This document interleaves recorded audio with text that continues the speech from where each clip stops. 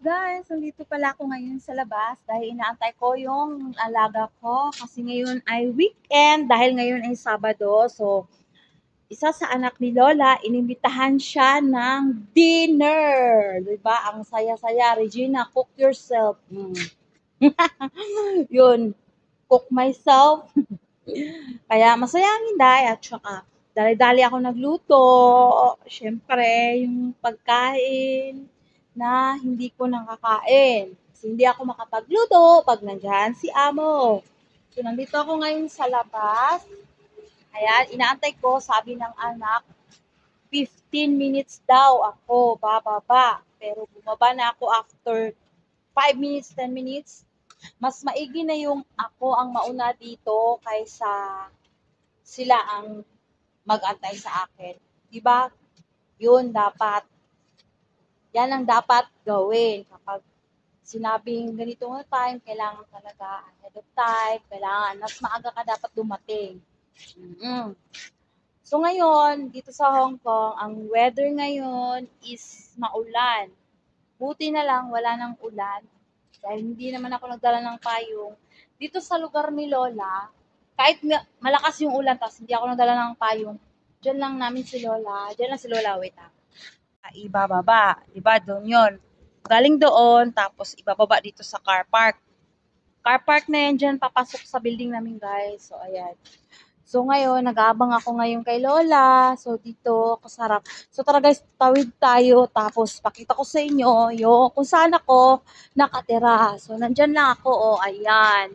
Sa Tower 1. Hindi pala makita. Ayan oh, Tower 1. Doon naman sa kabila is Tower 2. So nasa Tower 1 tayo. So chika-chika muna.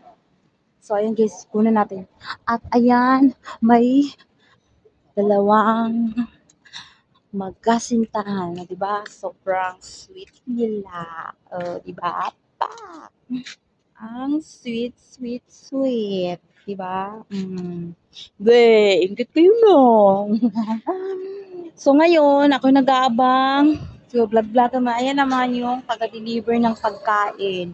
Kasi dito sa building namin, lagi-lagi yan, may nagpapa-deliver ng pagkain. So, ayan. Tapos, oh, dito na naman guys, ang sweet nila, oh, di ba? Pag mag-lovers, ang hilig dito mga tao guys, naghawak kamay talaga, gaya niyan. O, di ba? Oh, hawak kamay. Hoy, sabi ko sa inyo, walang forever. Maghihiwalay rin kayo. O, di ba? Hala, ambon na naman. Go! O, di ba? Sabi daw, go. Go, Regina. At ayan, kita niyo yung isang lalaking yan. Delivery boy din yan. O, kita niyo bit-bit niya. I-deliver din niya yan. So, nandito ako ngayon sa labas. At hanggang ngayon, hindi pa po sila nakarating. At ayan, kita niyo ulit yan. Ayan, delivery boy ulit yan. At syempre, papasok yan dito sa building namin. Ayan, o diba, pasok siya. Tapos, bubuksan siya ng guard. Kasi hindi basta-basta makapasok dito sa gate namin, guys, kung wala kayo nung card. So, ngayon, at ayan, may nakita tayong kabayan. Day off niya yata Sabado. At syempre, dahil gabi na, uwian time. So, nandito pa rin ako ngayon sa labas. Nag-aantay sa aking amo. Ayan, yung delivery boy, tatakpan niya yung box niya. So, at yun sa harap ko, may lalaki na nagdutdot. Kanina pa yun siya nakatayo dyan. At doon naman sa unahan, meron din nakatayo. Oh, nagparking. Tapos, ayan, may lalabas at nagpapalakad ng aso. Si kabayan. Ang cute-cute ng kanyang aso. Ayan, oh.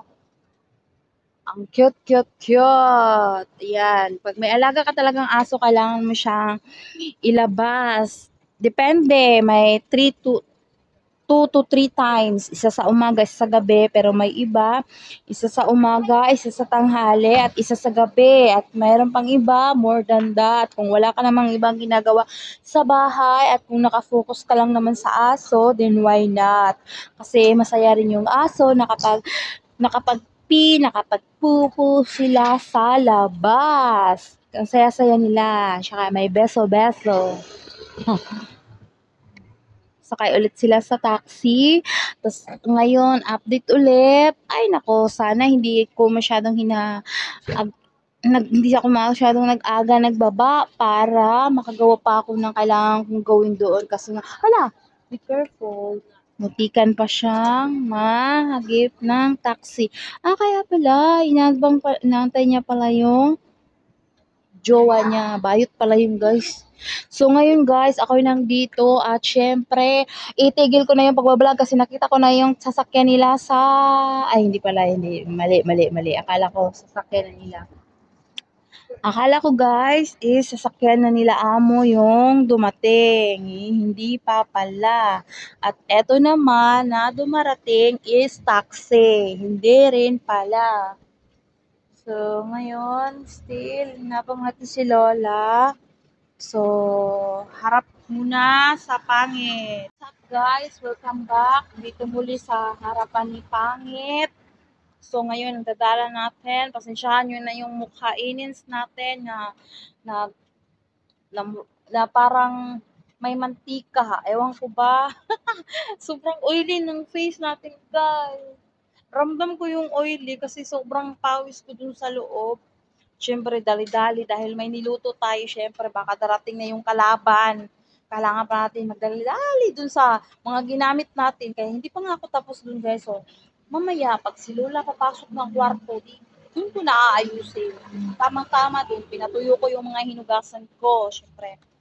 So, ngayon, update pa rin. Salamat kung ikaw ay nanonood sa video na to. So, siguro dito ko na muna i-end. Dito ko na muna tapusin kasi 5 minutes na yata tayo nag-vlog-vlogan at baka darating na yung amo ko. So, ito na guys, update. Nandito pa rin ako sa labas. Ayan.